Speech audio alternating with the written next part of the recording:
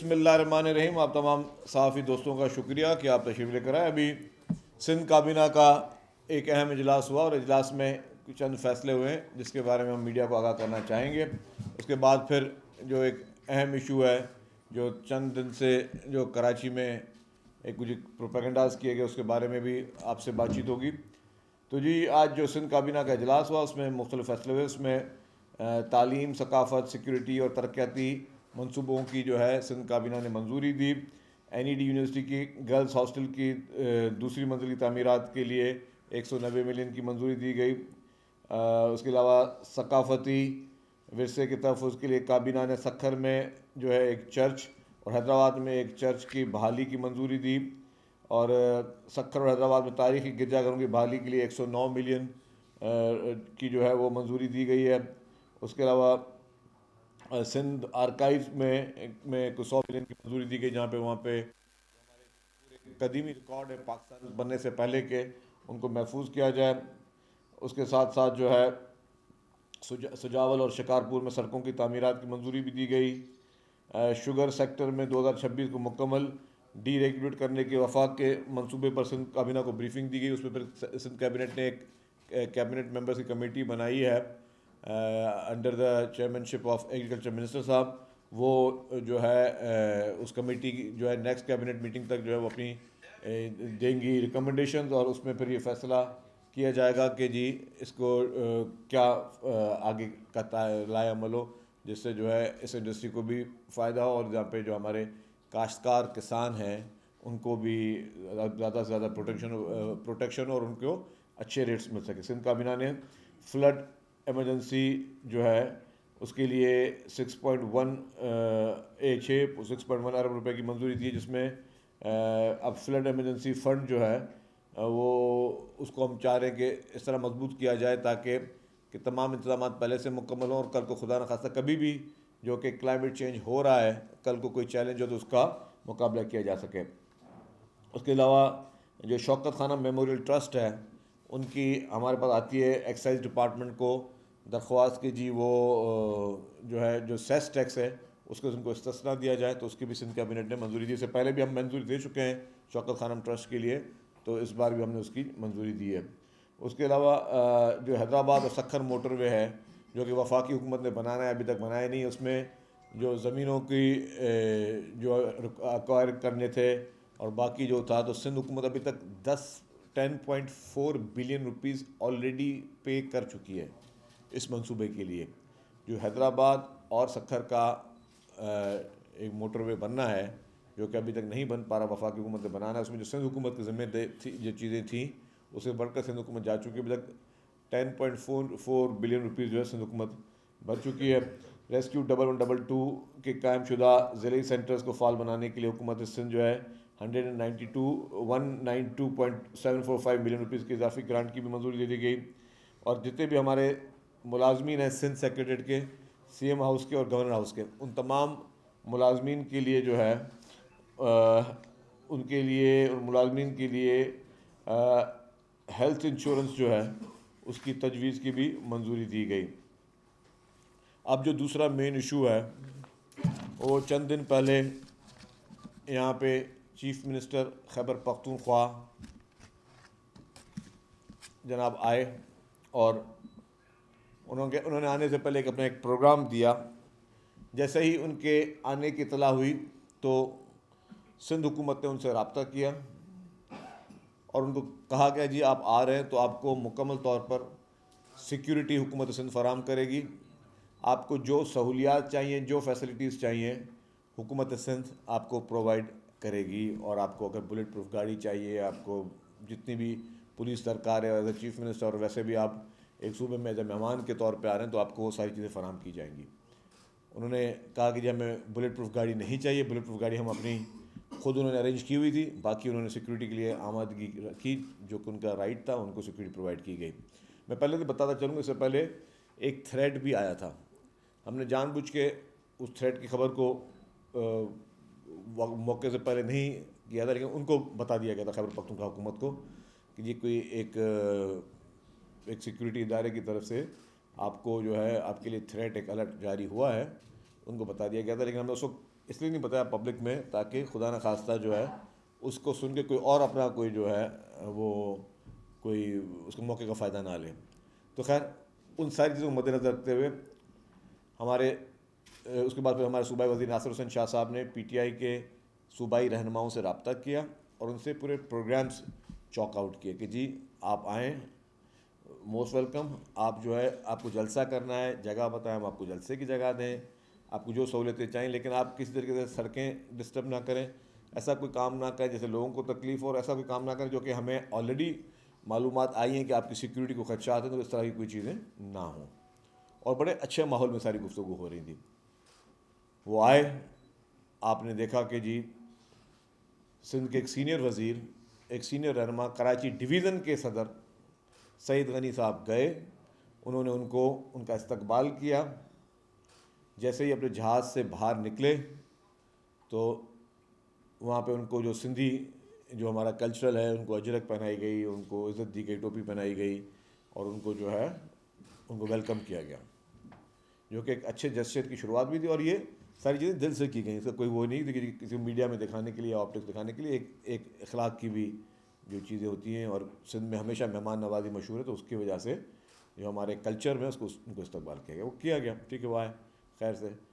उनको पहले दिन ही जो हमारी बातचीत हुई थी, जब उनकी नासिर शाह साहब से उनको कहा गया था जी आप इन इलाकों में जाइएगा, इन इलाकों में नहीं जाइएगा, क्योंकि यहाँ पे हमें जहाँ पे कुछ जो थ्रेट्स हैं और बाकी इशूज़ हैं, जो कमिटमेंट के उसके बावजूद आपने देखा कि वो शाम के टाइम पे डिस्ट्रिक्ट साउथ में नज़र आए गए, मना किया गया था। उन्होंने मना बोला, हम नहीं करेंगे। फिर सुंदुकमन ने क्या किया, चलो ठीक है, मेहमान है उसको, अब जो कमिटमेंट्स की वायलेशंस हो रही हैं, क्योंकि आपको एक सिक्योरिटी प्लान तरतीब देना पड़ता है। किसी भी कोई इस तरह की मूवमेंट होती है और जहाँ पे थ्रेट हो तो आपको एक सिक्योरिटी प्लान बनाना पड़ता है कि जी कौन कौन से इलाके आपने पहले तरीके से वहाँ पे उनको रैकी करनी है और सारी चीज़ें करनी है, कोई अफसोसनाक वाक़या ना हो। खैर कमिटमेंट की, उसके बावजूद भी कमिटमेंट को फिर उन्होंने जो है उसकी वायलेशन की और उन्होंने सिक्योरिटी की ब्रीच करते हुए उन इलाकों में, क्या साउथ में, जहाँ पे उन्होंने कमिटमेंट की नहीं करेंगे। ठीक है, सेकंड डे फिर पता चला जी हैदराबाद जाना है, बिस्मिल्लाह हैदराबाद गया। हैदराबाद में उनको मुकम्मल तौर पे वही सिक्योरिटी, वही सारी चीज़ें जो उन्होंने रूट दिया था कि जी वापसी में जो उनको रूट इंतज़ामिया ने दिया था और उन्होंने उसको अग्री किया था, उस रूट में रात को ये चले गए हैदराबाद वाली पुल पे। अब मुझे वो कितने लोग हैं जो हैदराबाद से वाकई में हैदराबाद आते जाते हैं, आप लोग जरूर जाते होंगे, आप रूटीन में अभी भी चले जाए ना, दिन का टाइम है, वहाँ पर ट्रैफिक में फंसेंगे। वो नेशनल हाईवे अथॉरिटी की, फेडरल गवर्नमेंट की वो प्रोजेक्ट है, वो पुल है, पूरे पाकिस्तान की मेन आर्टरी वो है। पूरे पाकिस्तान से अगर आपको कोई भी गुड्स ट्रांसपोर्ट है, आपके पूरे पाकिस्तान की इंपोर्ट, आपके पूरे पाकिस्तान की एक्सपोर्ट जो कि कराची पोर्ट पे होती है, सारी हैवी ट्रैफिक जो है वो उस पुल से जाती है। आप रूटीन में चले जाएं तो आपको जो है वहाँ पे आप फंस जाते हो, और जब आप बग़ैर प्लान के आप रूट एक देते हो, वहाँ पे आप अपने पूरे जुलूस लेके पहुँचोगे और अपोजिट साइड से पूरे कराची से पूरी पाकिस्तान की ट्रैफिक तरसील में जा रही होगी, तो ज़ाहिर है आपका वहाँ पे ट्रैफिक में ब्लॉकेज होगी। वहाँ पे मौसूफ ज़ाहिर है हमें भी अफसोस हुआ, लेकिन वो उनको वहाँ पे काफ़ी इंतज़ार करना पड़ा, वो ट्रैफिक फंस गया। अब आप हैदराबाद में गए तो आपने क्या किया, आपने उठते ही फिर तनकीद करना भी शुरू कर दी, आपने नाम लेकर निशाने बनाने भी शुरू कर दिए। वो आहिस्ते आहिस्ते आपने भी कहा, आहिस्ते आहिस्ते आहिस्ते आहिस्ते आपको जो इज़्ज़त दी गई, आपको जो एहतराम दिया गया, आपने उसकी वो जो कहते हैं कि लाज नहीं रखी। चले ठीक है, आप अपनी तकरीरें भी करें, कुछ भी करें, हमें उसका फ़र्क नहीं पड़ता, लेकिन आपने एक एक चीज़ की बाकायदा वायलेशन की। और हैदराबाद वाले में भी आपने क्या किया, आपने हुकूमत सिंध पर इल्ज़ाम लगा दिया कि हुकूमत सिंध ने मुझे जो है वहाँ पे रोका। अच्छा, हुकूमत सिंध ने अगर आपको हैदराबाद ब्रिज पे आपकी इंतज़ामिया की गलत कमिटमेंट की वजह से, और जहाँ पे रश का हमेशा फंसने का चांसेस होता है उस हैदराबाद वाले उस ब्रिज पे, हुकूमत सिंध को क्या फ़ायदा मिला इससे? भला अगर आपको वहाँ पे कुछ घंटे आप फंस गए तो हुकूमत सिंध को उससे क्या फ़ायदा मिला, क्या मकसद पूरे हुए? कि आप एकदम आप इल्ज़ाम लगाना शुरू कर दिया दूसरे दिन सुबह को कि जी मुझे सिंध हुकूमत ने जो है वहाँ ट्रैफिक में मुझे फंसा दिया, और ये कि मतलब हमें क्या, मतलब आपको कोई टीज़ करके हमें कोई फ़ायदा मिलना था? अगर हमारे रवैया इस तरह होते जिस तरह पीटीआई के रवैये रहे हैं, तो फिर तो हम आपको बिल्कुल खुदा न खासा किसी का डर खौफ तो नहीं, तो हम आपको बिल्कुल बोलते जी नहीं, आपको हम वेलकम ही नहीं करते और कोई चीज़ ही नहीं है। जब आपको ये इल्म में है कि जी आपको वेलकम भी किया गया, आपके लिए रूट्स भी प्रोवाइड किए गए, आपको सिक्योरिटी प्रोवाइड की गई, तो आपको 4-5 घंटे किसी ट्रैफिक में फंसा के हमें क्या मिलना था? क्योंकि वो आप अपनी जो आपके जो रूट्स दिए गए उन रूट्स पे आपने फॉलो नहीं किया और अपनी गलत किस्म की पॉलिसी की वजह से, और उसके बाद फिर आप हुकूमत सिंध पे मतलब इल्ज़ामात लगा रहे हैं कि ये आपकी वजह से जो हम ट्रैफिक में फंस गए। चले ये बात भी ख़त्म हुई। फिर कहा गया जी हमें जलसा करना, यस जलसे की इजाज़त दी गई। जलसा की इजाज़त वर्बली पहले दे दी गई थी और फिर जो ज़ाहिर है उनको 1-1.5 घंटे की देर हुई, जो लेटर की वो लेटर दे दी कि भाई आप जलसा करो। और आपको पता है कि बाग जना जो है वो हुकूमत सिंध इजाज़त देती है लॉ एंड ऑर्डर वगैरह सारी चीज़ें देख कर। उसके बाद जो है ये एक ट्रस्ट है जो ट्रस्ट इजाज़त देता है, जो कि फेडरल गवर्नमेंट के अंडर है। क्योंकि जब कायद-ए-आज़म की जो वो मज़ार कायद है और उसके सराउंडिंग जो एरियाज़ हैं वो ट्रस्ट उसको करता है पूरा मॉनिटर और वही उसको कंट्रोल करता है। उनकी इजाज़त में थोड़ा टाइम लग गया, तो वो एक था। हमने आपको कभी नहीं कहा कि आप जलसा ना करो, आप जलसा करते। हमने ये भी कहा जी, अच्छा जब हमने जलसे की इजाज़त दी 5 मिनट के अंदर पीटीआई के रहनुमाओं का बयान है कि अब हम जलसा ग्राउंड पे नहीं करेंगे। आप सबने वो बयान देखे, कोई बात छुपी हुई नहीं थी। 5 मिनट के अंदर इसके मतलब आपको आपके जहन में कोई और चीज़ थी कि कोई शरारत करनी है, कोई गड़बड़ करनी है, कोई कॉन्फ्लिक्ट कर रहा है, कोई लड़ाई करनी है। आपने कहा जी हम जलसा जो है वो अब ग्राउंड के अंदर नहीं करेंगे, अब ग्राउंड के बाहर करेंगे। हमने कहा जी, होम मिनिस्टर साहब ने भी कहा कि जी आपको जिस चीज़ की इजाज़त मिली आप वो काम करें, बाकी काम आप नहीं कर सकते। और उन इलाकों में डेफिनेटली अगर आप किसी भी पॉलिटिकल पार्टी का जलसा देख लें, कराची में MQM का देख लें, जमात इस्लामी का देख लें, पीपल्स पार्टी का देख लें, सिंध भर में कहीं भी देखें, तो वहाँ पे ट्रैफिक पुलिस और पुलिस जो है ट्रैफिक प्लान बनाती है। क्या करती है कि जी 3-4 रास्ते रोक दिए जाते हैं और एक ही लोगों के आने के लिए एक ही एंट्री और एक ही एग्जिट होता है। आपने कहीं भी कोई जलसे कवर किए हों, ये नहीं होता कि हर तरफ से लोगों को इजाज़त दे दी जाएगी कि कहीं पे आके ब्लॉकेज हो और फिर सिक्योरिटी वाले जो अपने एक सिक्योरिटी का वो कर रहे होते हैं वो भी उसको ना कर सके। आपको पता है कि जब हम मुहर्रम के जुलूस होते हैं तभी भी एक सिक्योरिटी का एक पूरा एक सिस्टम बनाया जाता है कि हर जगह से ट्रैफिक नहीं खोली जाती, कहीं कंटेनर लगा के बंद किए जाते हैं इलाके, ताकि जी हर जगह से जो है लोग ना आ सकें, खुदा न खास्ता। क्योंकि आपके पास थ्रेट अलर्ट था कि कोई दहशतगर्द घुसना आ जाए तो एक ही रास्ता खोला जाए जहाँ पे सबकी चेकिंग और सारी चीज़ें हों। वो ही इंतजाम इनके लिए भी किए गए थे और नासिर शाह साहब ने इनको ये भी ऑफर दी थी, भाई आपको इंतजामिया इंतजाम के लिए जो जो चीज़ें दरकार है वो देने के तैयार हैं। अगर आपके पास किसी चीज़ की कमी तो हम आपको लोग भी भर के देने के लिए तैयार हैं, अगर आपको कोई ऐसा भी आप हमारे मेहमान हो। खैर इन तमाम चीज़ों का नाजायज़ फ़ायदा लिया गया और फिर एक दफ़ा एक ख़तरनाक कोशिश की गई, वो फिर हुकूमत ने बहुत ही तहम्मुल से उसका जो है मुकाबला किया। ख़तरनाक कोशिश की गई कि 9 मई जैसा वाक़या कराची में दोहराया जाए। जिस तरीके से पुलिस पे पथराव किए गए, जिस तरीके से मीडिया की गाड़ियां, या आप मीडिया में बैठे हैं, आपकी गाड़ियों को जिस तरीके से उसके शीशे तोड़े गए, आज टीवी की वैन के शीशे तोड़े गए, बाकी मीडिया हाउसेस के लोगों को, सहाफ़ियों को ज़दोकोब किया गया, ख़वातीन सहाफ़ियों को जो कि पीटीआई की एक पुरानी रवायत रही है उनको आपने निशाना बनाया। तो ये सारी जहन की अक्कासी करती हैं कि आपका जो लीडर है जिसने आपके जहनों में सिर्फ इंतशार, सिर्फ जो है वो मुल्क और हुकूमतों के ख़िलाफ़ जो है वो बगावतें करना और जो है इस तरह की चीज़ें करनी जिससे खुदा न खासा किसी को नुकसान हो, आपने वो हर काम किया। अनफॉर्चुनेटली ये तो हुकूमत सिंध ने बड़े तहम्मुल का मुजाहरा किया। हुकूमत ने कहा कि हम अमन अमान को किसी को हाथ में नहीं लेने देंगे और कोई ऐसा माहौल ना क्रिएट करें। आप देखें इन सारी चीज़ों के बाद ना पीटीआई की सूबाई क़यादत में कोई पर्चा काटा गया कोई चीज़ की, ना उन मौसूफ जिन्होंने कमिटमेंट्स की थी हुकूमत के साथ, वर्बल कमिटमेंट्स थी कि हम ये चीज़ें नहीं करेंगे, जो आपका प्लानिंग उस पर करेंगे। आप अपने, और उस दिन जलसे में भी आपने अपने मर्जी से अपने रूट्स लिए। जब आपके लिए एक रूट खोला गया जिसमें आपको और आपकी पब्लिक को आना है तो आपने वही रूट इख्तियार करना था। आप घूम फिर के अपनी मर्जी से फिर आपने वो अपनी वो कर की, और आपने जिस तरीके से वहाँ पे पुलिस को, जो पुलिस के अफसर, जो बेचारे सिपाही जो आपकी हमारी हिफाजत के, उनको जिस तरह ज़दोकोब किया, उनको वो ज़ख्मी हुए।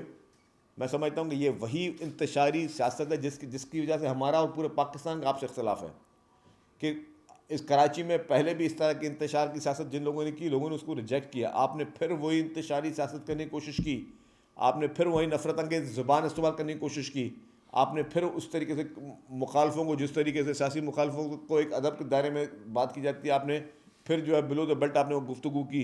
ये कहीं से भी काबिल कबूल नहीं है। मैं आपको सिर्फ एक स्लाइड दिखाता हूँ, ये गौर से देखिएगा। पहले एक सेकंड, ये सारे मैं कैमरा में से गुजारिश करूँगा कि देखेंगे उस दिन कराची में हुआ क्या। ये चलाएं जी।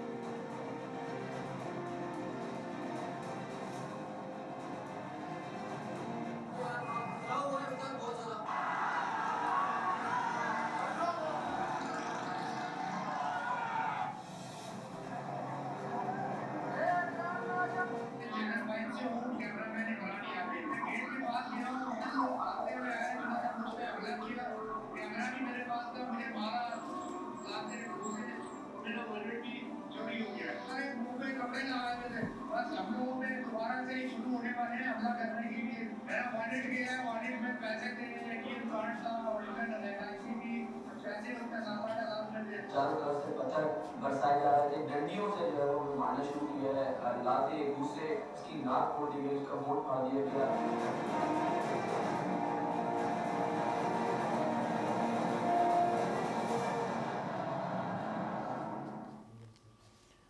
तो ये आपने देखा कि किस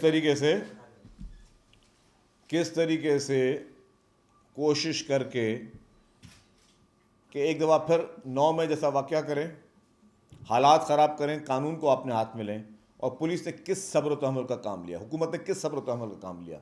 अगर हुकूमत के जहन में कोई शरारत होती तो हुकूमत सख्त कार्रवाई कर सकती थी, हुकूमत जो है गिरफ्तारियाँ कर सकती थी, हुकूमत जो है इन पर मुकदमे कायम कर सकती थी। लेकिन हमने कहा नहीं, हमारे मेहमान हैं, हम उनको कहते गए, हमने उनसे राब्ते मुसलसल रखे कि जी आप मेहरबानी करके इस तरह के हरकत ना करें, कानून हाथ में ना लें। ये सारी जो आपने वीडियोस देखी हैं, इसमें तो आप सारे सहाफ़ी थे, आप सब उस चीज़ के आई विटनेस हैं। तो पूरे पाकिस्तान को दिखाना चाहते हैं कि इन्होंने क्या किया है, और ये अपनी तर्ज सियासत को तब्दील करने की किसी भी तरीके से तैयार नहीं है।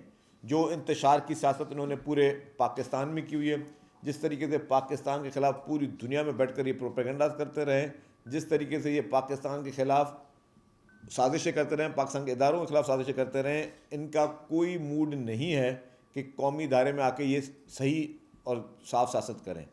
जो ये रवैया है ये बहुत काबिल मज़म्मत है और हम सब इस चीज़ की मज़म्मत करते हैं। हमने मेहमान नवाज़ी हमने दिल से करने की कोशिश की, हमने पहल की मेहमान नवाज़ी करने में, हमने रिवायत को हट के सियासी मुखालफत को एक जगह रख के हम पे ये सवाल किया गया कि जी आप अगर PTI के चीफ मिनिस्टर को इस तरह वेलकम करें, इसका मतलब है कि फ्यूचर में कोई PTI और पीपल्स पार्टी को इत्तेहाद होने वाला। हमने कहा नहीं, ऐसी कोई बात नहीं है, उनकी सियासत अलग है, हमारी सियासत अलग है। उनकी सियासत जो PTI के वो इंतशार वाली सियासत है, हमारी पुरअमन और डेमोक्रेटिक सियासत है।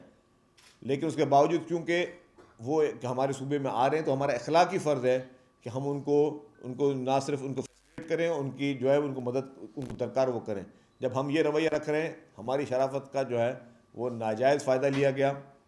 हमने वो उनको इज़्ज़त दी जो कि कभी उनसे हम एक्सपेक्ट नहीं कर सकते, ना ही कभी आप करेंगे कि PTI के और इमरान खान के फॉलोवर जो उनके सेकंड टियर फर्स्ट टीयर कभी आपको वो रेस्पेक्ट देगी। हमने दिल से आपको इज़्ज़त दी, दिल से आपको वेलकम किया और आपने ये आके हरकतें की। चलिए साहब ये बता दें कि जो कमिटमेंट वज़ीर आला KP ने सिंध हुकूमत के साथ की, क्या वो पूरा ना होने की वजह से या उन्होंने पूरा नहीं किया कमिटमेंट, इसकी वजह से वज़ीर आला सिंध से उनकी मुलाकात मुलतवी करते हैं? अच्छा किया सवाल आपने करके। देखिए जी, अभी क्या ये सवाल मुलाकात की बात कहाँ से आई?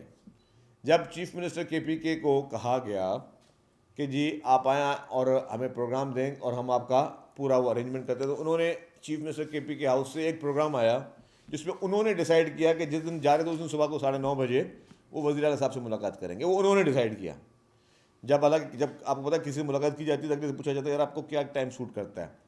तो जब उन्होंने ये प्रोग्राम बुझा कि सुबह को 9:30 बजे आएंगे, तो उस वज़ीर आला साहब ने कहा कि जी इस वक्त वो जो टाइम था उनकी, क्योंकि आपको पता है चीफ मिनिस्टर की मीटिंग जो है 1-2 दिन में नहीं तय होती हैं, उनका 15-15 दिन 20-20 दिन के पूरे प्रोग्राम तय होते हैं। तो चीफ मिनिस्टर सेक्रेटरी से उनको ये कन्वे किया गया कि जी ऑलरेडी चीफ मिनिस्टर साहब की मसरूफियात हैं इस टाइम में, अगर कोई इंपॉर्टेंट इशूज़ हैं तो हमारे सीनियर मिनिस्टर मेरे लिए कहा गया कि जी वो आपसे मिलेंगे, जहाँ बोलेंगे आप वो वहाँ आ जाएंगे, जहाँ आप जाना चाहे वो आ जाएंगे। हमने उनको ये कन्वे किया कि अगर आपने कहीं मिलना है तो आप हमारे पास आ जाएं, और अगर आप समझते हैं कि आपका आना मुनासिब नहीं है तो हम आपको जहाँ पे भी आप ठहरे हम वहाँ पे एज ए सीनियर मिनिस्टर, मैं हुकूमत सिंध को रिप्रेजेंट करता हूँ, मैं वहाँ जाने के लिए तैयार था। हमने उनको कन्वे किया, उन्होंने फिर जवाब ही नहीं दिया। तो ये वही रवैये की बात है ना कि हमने जब उनको कन्वे किया भी हम हाजिर हैं, जहाँ बोले हम आपको आ जाएंगे। और जो टाइम आपने सेलेक्ट किया है वो एक चीफ मिनिस्टर है जिसके 15-20 दिन के प्रोग्राम एडवांस में दिए होते हैं। ज़ाहिर है कभी आप डिप्लोमेट्स को प्रोग्राम देते हैं, कभी आपके कहीं इफ्तिताह होते हैं, कहीं कभी आपके कॉन्वोकेशंस हो रहे होते हैं। तो ये बड़ी बड़ी तकरीबात ऑलरेडी आपकी प्लान होती हैं और वो बहुत पहले प्लान होती हैं। तो आपकी चॉइस पे एग्जैक्टली वो टाइम उनके लिए अवेलेबल नहीं था, तो फिर भी रिग्रेट नहीं किया गया, बोला जी ठीक है कि हम आपको अभी ऑल्टरनेट दे रहे हैं। शकील साहब ये बताएं कि जो चीफ मिनिस्टर साहब हैं उनका ये कहना था कि वो कराची इसीलिए आए कि 8 फरवरी को वो पूरे मुल्क में पहिया जाम करेंगे और कराची में भी पहिया जाम करेंगे और सिंध में भी करेंगे, यानी पूरे सिंध में। तो ये क्या आप उनको पहिया जाम करने देंगे? और जो जिस मकसद के लिए आया था उसका वो समझ रहा है कि वो उस मकसद में कामयाब हो गया, कारकुनों को चार्ज कर गया, अब 8 फरवरी को पूरा कराची पूरा सिंध बंद हो जाएगा? देखिए जी, मैं आपको बता दूं कि 8 फरवरी को किसी भी सूरत में सूबा सिंध में कहीं भी इस तरह की कोई हरकत नहीं होने देंगे जिससे कोई ज़बरदस्ती कारोबार या ट्रांसपोर्ट बंद करे। माजी में कुछ लोग ये हरकतें करते थे और वो भी अब उस चीज़ से हट गए। तो मैं ये वाज़ेह तौर पर बता दूं कि किसी भी सूरत में 8 फरवरी को ना ही कोई पहिया जाम होने दिया जाएगा, ना कोई दुकान बंद होने दी जाएगी, ना कोई हड़ताल होने दी जाएगी। और दूसरी बात ये कि भले वो इस दौरे में आए, हमने उनको नेक नीति का पैगाम दिया आने का, आप सियासत करें, आप पॉलिटिकल पार्टी हैं, आके आप काम करें, लेकिन वो मेरे ख्याल से वो ये भी डिज़र्व नहीं करते थे। अच्छा शकील साहब, केपी के जो मौन खास शफी जान, उसने कल रात एक टीवी चैनल पे कहा कि मुलाकात जो थी वो सीएम सिंध से हमारी तय थी, लेकिन सीएम सिंध की तरफ से उसके पीएसओ ने हमें फोन करके बताया कि हमारे ऊपर का प्रेशर आ गया, इसलिए हम मुलाकात नहीं कर सकते, शहजील साहब आपसे मुलाकात कर सकते हैं। तो क्या वाकई ऐसी कोई बात हुई है? मेरी बात सुने, अब यही देखें ना कि ये बिल्कुल झूठ का पलंदा है। इनका पीटीआई का मकसद ही ये है कि अपनी दिल की बातें किसी और के जो है वो मुंह में डालना। अब अगर उन्होंने कहा कि ये बात कही है तो मैं उनको बोलता हूँ चैलेंज करें, बताएं आपको किसने ये बात कही है। सिर्फ झूठ। पीटीआई का मकसद क्या है? इनकी पूरी लीडरशिप का प्रोपेगेंडा, झूठ, इस तरह की चीज़ें फैलाएं जिससे जो है लोगों को गुमराह किया जाए। काजी तो आपने की माशाल्लाह से, लेकिन ये बताइएगा एक्शन का रिएक्शन होता है। हमने देखा कि जो ग्राउंड था जहाँ जलसे की इजाजत आपकी जानिब से दी गई थी, फिर आपने कहा कि वो वफाकी टेरिटरी इसलिए वो परमिशन देंगे, लेकिन वहाँ पर पुलिस मोबाइल्स का वहाँ पर होना, गेट्स को लॉक कर देना और वहाँ पर जलसा गाह में जो लोग थे उन्हें निकाल देना, तो इसका तो एक्शन का रिएक्शन जरूर आता है। आपके कारकुनान होते तो वो भी यही रिएक्शन करते, यही उम्मीद थी। लेकिन दूसरी जानिब ये भी कहा जा रहा है कि आपको अचानक से वाकईतन कोई प्रेशर जो है वो बिल्ड हुआ, आपने इजाजत तो दे दी, लेकिन बाद में आपको कोई प्रेशर हुआ, उसके बाद आपने जो है ये तमाम सूरत हाल जो पुलिस की। चलिए मैं समझ गया सवाल आपका। ये एक अच्छी ख्वाहिश ज़रूर हो सकती है किसी की। मैं दूसरी बात बताऊँ, इनमें इसी बात में एक सवाल में एक उनका और झूठ साबित हुआ। जिस दिन हमने एनओसी दी तो ये फरमाते हैं कि जी ग्राउंड के तो गेट बंद पड़े हुए हैं, ग्राउंड के गेटों में ताले लगे हुए थे। आपको बताऊँ उस ग्राउंड में गेट है ही नहीं।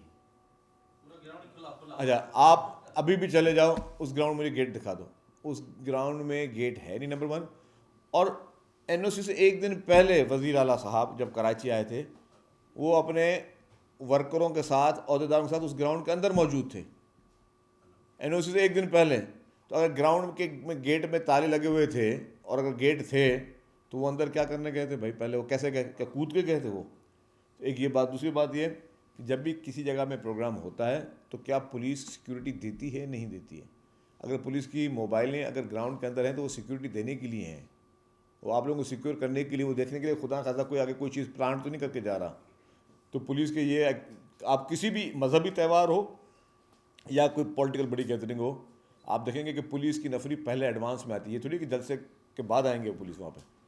जी काजी साहब सर ये फरमाया कि आपने ज़ाहिर पीटीआई का तर्ज़ सियासत नया तो नहीं है, पूरी तारीख है, आप भी बहुत अच्छी से जानते हैं। उसके बावजूद सिंध गवर्नमेंट ने इतना बड़ा रिस्क क्यों लिया इनको पॉलिटिकली वो मूवमेंट करने के लिए?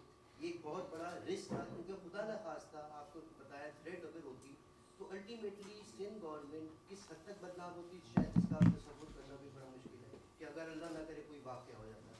तो वो इतना बड़ा पॉलिटिकल आपने रिस्क लेने का एक आम तासुर ये है कि कोई पॉलिटिकली कोई अचीवमेंट हासिल की गई है इस दौरे को दिखा के। दूसरी बात सर, दोबारा से सिंध में नए सूबों की एक तकसीम मज़ीद बनाने की एक नई तहरीक शुरू हो गई है। पहले एक दो थे, अब मज़ीद अफराद इसमें शामिल हो गए और वो चाहते हैं कि मज़ीद सूबे। इस बारे में अच्छा, पहले जो आपने सवाल किया काजी साहब कि हमने इजाज़त क्यों दी, अगर हम इजाज़त नहीं देते तो आप क्या बोल सवाल कर रहे होते अभी आप, क्यों नहीं दी? तो आपने इजाज़त क्यों नहीं दी?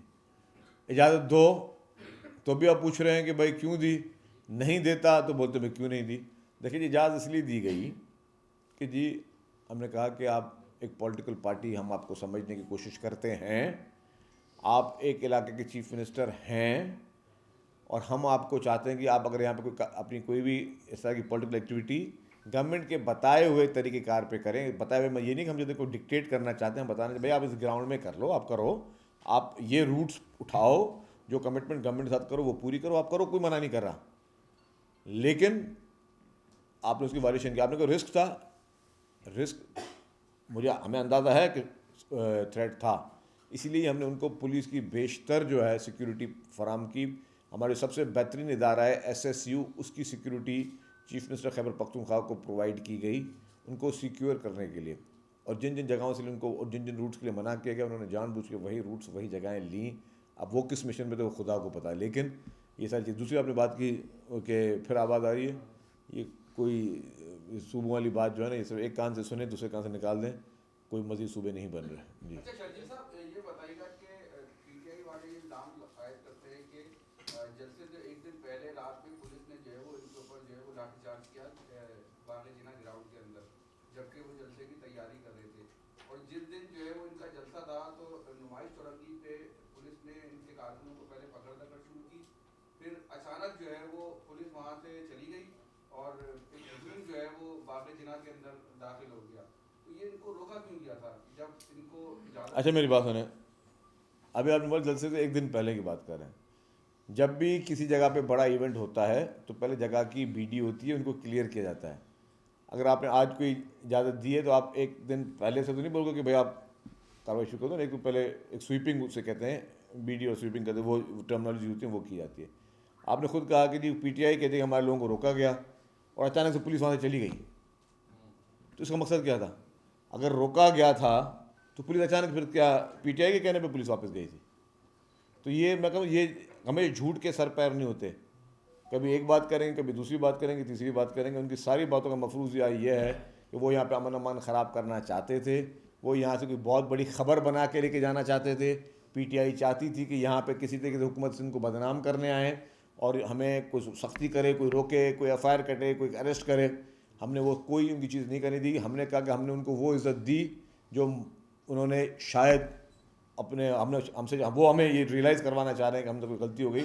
हमने उनको इज़्ज़त दी कि भाई आप गवर्नमेंट के बनाए हुए प्लान पे आप आके काम करें, आपको जितने बंदे लेके आने लेके आएँ। आपने खुद देखा कि लोगों का रिस्पॉन्स, जो कराची शहर है, जितना बड़ा क्लेम PTI करती है कि कराची हमारा है और कराची में हमारी इतनी सीटें थी होती, आप कराची में सब मुख्तलिफ जगहों पर रहते हैं ना, आपको पूरा शहर नज़र आया कि पूरे शहर में रैलियाँ निकल रही हैं, पूरे शहर में कोई सेलिब्रेशन हो रही है, पूरे शहर में कुछ क्या हो रहा है? आप लोगों को नज़र आया नहीं आया, मुझे आप बता दें। काजी साहब आप बताएं। नहीं है ना। अब आप ये सारे सहाफ़ी बोल रहे, मैं नहीं बोल रहा और मैंने किसी को पढ़ा के नहीं बैठाया। जब पूरे वरना जब फेस्टिविटी होती है, जब लीडरान आते हैं, जब सेलिब्रेशंस हो रही होती हैं, तो शहर में इंतज़ामिया के कैंप्स लगे होते हैं, शहर में रैलियाँ चल रही होती हैं, शहर में लोग 1-2-3 दिन पहले भंगड़े डाल रहे होते हैं।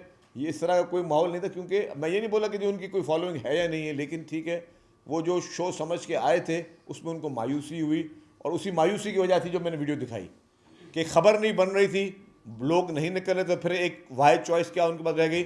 वाहिद चॉइस उनके पास ये रह गई कि हम कोई ऐसा हंगामा करें, ऐसा कोई फसाद करें जिससे कोई खबर बन सके। आप लोगों का लास्ट क्वेश्चन कर लें। अच्छा, सेकंड लास्ट। अच्छा, जब मैं ले रहा हूँ 4 सवाल ले रहा हूँ। इनके आमद से कुछ रोज कबल DGSP ने पूरा बयानिया इनके बारे में बताया, PTI के बारे में इमरान खान का नाम लेकर चीज़ें बताई।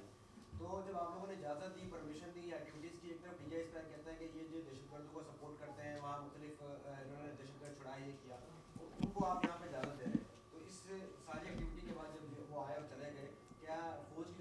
रास्ता आप लोगों से किया कि हम कुछ और बयान पेश करते हैं, आप इनको नहीं जी, बिल्कुल वो जिनकी आप बात करें उनका अपना मैकेनिज्म है, उनका अपने एक इदारे के अपने उनके हैं तरीके, उनके पास एक इन्फॉर्मेशन है, उनके पास सबूत है, उनके पास शवाहिद हैं।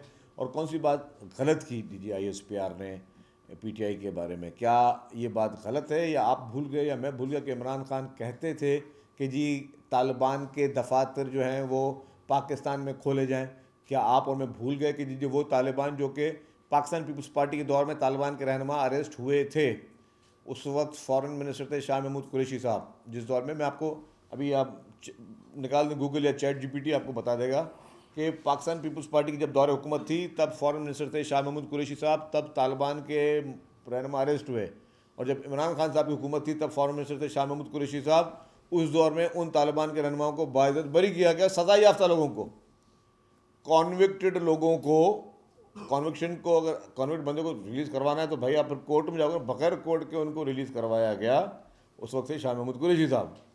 तो मैं वही बता रहा हूँ कि PTI के दौर में क्या क्या हुआ, तालिबान के लिए उनका क्या रवैया रहा है इमरान खान का, फिर जिस तरीके से मदरसों को फंडिंग जिस तरीके से देनी पड़ी वो देते रहे हमेशा, और जितना सॉफ्ट कॉर्नर रखा, और वो हम उन तालिबान उन दहशत गर्दों की बात कर रहे हैं। कोई आम बात नहीं है कि इसको सब इग्नोर कर लें कि यार मुल्क के एक बंदा अपने आप को बड़ा लीडर कहलवाता है, इग्नोर कर लें कि वो बंदा जिसने APS का वाक़या किया हो, जिसमें सैकड़ों बच्चे शहीद हुए हों, जिसकी वजह से हमारे मजहबी मुकामात पे, हमारे इमाम बारगाहों पे हमले हुए हों, हमारी मसाजिद पे हमले हुए हों, वो ज़िम्मेदारी कबूल कर रहे हों, फिर आपकी पुलिस पे, आपके फ़ौजी जवानों पे हमले हुए हों, आपकी कौम के बाज़ारों पे, दुकानों पे, जगह कहाँ कहाँ हमले नहीं हुए हों, जहाँ पे आपको पता है क्या क्या हालात थे, उन चीज़ों पे हमले हुए हों, उन लोगों को अगर वो पार्टी प्रोटेक्ट करे या नरम गोशा रखेगी तो क्या कहलाया जाएगा। मैं एक बात रह गया कहते हुए, हमें जो ये थ्रेट्स थे, तो आपको पता होगा कुछ दिन पहले ही एक खातून बच्ची पकड़ी गई जिसके पास से जो है वो एक खुदकश जैकेट बरामद हुई, फिर उसके बाद 2 टन से ज़्यादा जो है वो आपका बारूद मवाद पकड़ा गया। खुदा ना खास्ता जिस तरह वो काजी साहब ने बात की कि अगर कुछ हो जाता तो फिल्म तो गले में हमारे इन्होंने पढ़नी थी, अगर एक्स्ट्रा प्रोटेक्टिव नहीं होते, ये 2-4 वाक्य तो पकड़े गए, खुदा ना खाता कोई ऐसा भी हो सकता है कि जो ना पकड़ा गया हो ना, और अगर उसने अगर खुदा ना खाता ये टारगेट कर दिया तो फिर क्या आप लोग बोलते हो, फिर हम क्या बोलते हैं। आपने बात काजी साहब बिल्कुल मंतक की वाली बात कही कि भाई जब आपको पता भी था थ्रेट था तो आपने परमिशन कैसे दी। अगर हम परमिशन नहीं देते तो फिर भी हम गालियाँ खा रहे होते कि जी आप डेमोक्रेटिक लोग हैं, आपने क्यों नहीं परमिशन दी। तो इन लोगों को जिनको इज्जत दी गई, जिनके लिए रास्ता निकाला गया कि भाई आपको अगर कोई काम करना है तो आपको हम ये रास्ते दे रहे हैं, आप ये करें, क्योंकि उन्होंने उसको अब्यूज़ किया। जो इज़्ज़त दी गई उस इज़्ज़त को उन्होंने बोला कि नहीं ये इज़्ज़त हमें ना दो, हम अपनी वही सियासत करेंगे, हम गालम गलोच की सियासत करेंगे, हम इल्ज़ामात की सियासत करेंगे, हम झूठ की सियासत करेंगे, हम इल्ज़ाम तराशी की सियासत करेंगे, हम बहतान की सियासत करेंगे। ये लोग अपने उस रवैये में आज दिन तक उसी तरीके से कायम और दायम हैं।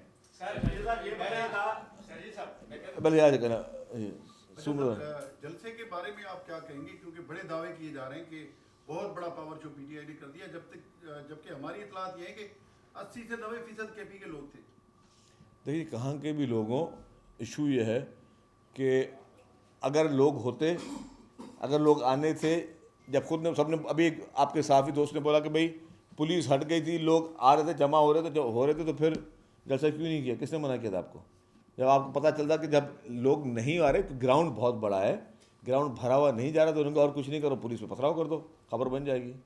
जी जमाली साहब, इसके बाद लास्ट क्वेश्चन। हाँ काबीना का आपने फैसला बताया कि आज काबीना ने फैसला किया है कि सिंध सेक्रेटरीट और सिंध असेंबली के मुलाजमीन की हेल्थ इंश्योरेंस की जाएगी।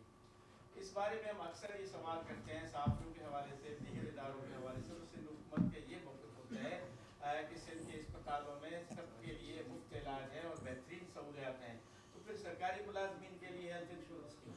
देखिए जी, सबके लिए मुफ्त इलाज है, सबके लिए जो है सिंध में हर आवाम के लिए, हर आदमी के लिए सब मुफ्त इलाज है। इसी तरीके से जो सरकारी मुलाजमिन उनके लिए मुफ्त इलाज है। गवर्नमेंट की जो तमाम गवर्नमेंट मुलाजमिन होते हैं उनके कुछ पर्क्स एंड प्रिविलेजेस होते हैं, उस प्रिविलेज को कंटिन्यू रखा गया है इसमें। जी शेट्टी साहब ये बताइएगा कि अब सोशल मीडिया पे चल रहा है कि जो PTI के KP के से जो आए हुए थे CM साहब, उनको जो तोहफा दिया गया था अजरक और टोपी, वो PTI वालों ने वापस कर दिया है। एक तो ये, दूसरा ये कि ये जो वाकया हुआ जना ग्राउंड के पास, वैसे बात करते हैं कि तमाम शहरी बराबर के हैं, कानून सबके लिए है, तो फिर पीटीआई वालों से इतनी रियायत क्यों? जब सिंध से आए हुए सिंध के जो लोग एहतजाज करते हैं कराची प्रेस क्लब के सामने, तो मासूम बच्चों पे पुलिस तशद्दुद करती है, उनको जो है उनके खिलाफ पर्चा भी काटा जाता है, अगर रैली निकाली जाती है अवामी तहरीक की जाने से हैदराबाद में, तो इनके खिलाफ मुकदमा क्यों नहीं दर्ज हो सकता? देखिए जी, अब आपने कहा कि उन्होंने अजरक टोपी वापस कर दी, मुझे नहीं पता उसका, और इसका मतलब अजरक टोपी हम बोलते हैं हमारी इज्जत मैंने आपको दी, तो उसका मतलब आप बोलते हैं मैं इस इज्जत के काबिल नहीं वापस करूँ, एक ये मकसद निकाला जा सकता है। दूसरा मुझे नहीं पता, मैं अभी आपके मफरूज़ों की खबर है, जब तक मैं वेरीफाई कर लूँ कि उन्होंने वाकई वापस किए नहीं कि, मुझे तो नहीं पता चला। मैं सईद गनी साहब से पूछा करूँगा कि भाई उनको अब मिली नहीं मिली है, और अगर मिली है तो पूछूंगा भाई क्या कह के उन्होंने वापस किए। ठीक है जी, thank you very much, thank you. क्या सर?